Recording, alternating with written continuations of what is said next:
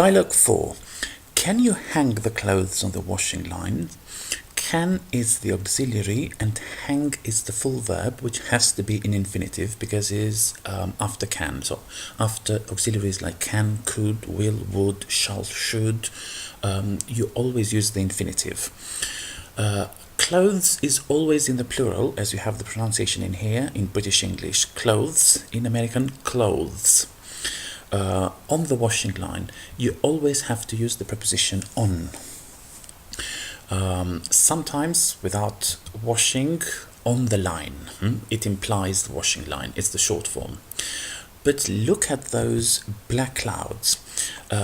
Look is always followed by at as a preposition to say, look at this, look at that, look at these, look at those, look at the book, look at the phone, and so on. Always use the preposition at.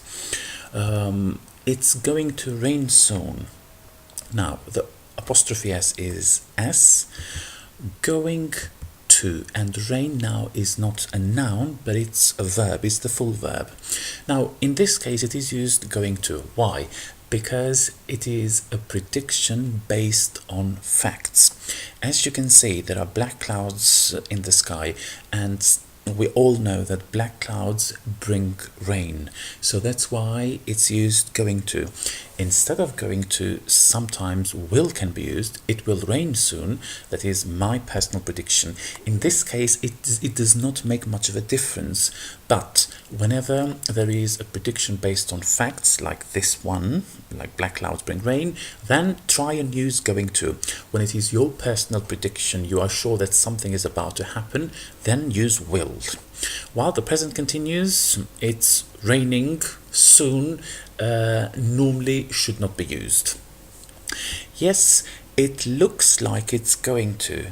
It's the situation. It's the third person singular, so the full verb takes an s after it in the end. So because it's a positive sentence in the present simple in the third person. It looks like it's not a verb in this case, and it's not with it I like this, I like that. That's not that meaning. It's going to. Now, many students find it difficult. What is this going to? On the sentence above, we said it's going to rain. While rain was the full verb, we cannot say, yes, it looks like it's going to rain. We avoid repeating the full verb. Only the auxiliary is repeated, but the auxiliary is only is. Going to implies the future, so we can't omit going to as well either. So in this case, we repeat is and going to. The full sentence was going to be or would have been, it looks like it's going to rain.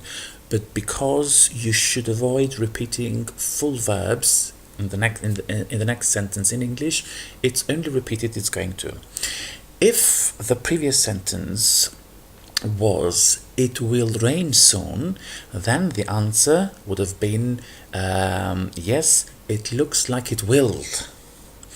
If the previous sentence was it's raining soon, then the next sentence was going to be yes, it looks like again it is.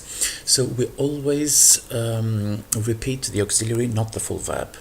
What can we do instead? Can is the auxiliary, do is the full verb instead. Another version of what can we do instead is what else can we do? It's the same thing as this one. We will hang them on the clothes horse inside the house. Will in this case, because it's a decision taken at the moment of speaking without planning.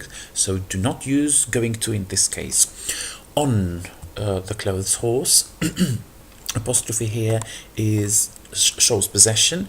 Clothes horse, look at the dictionary what it means and find it in your own languages. Inside the house, hurry up, we're going to be late.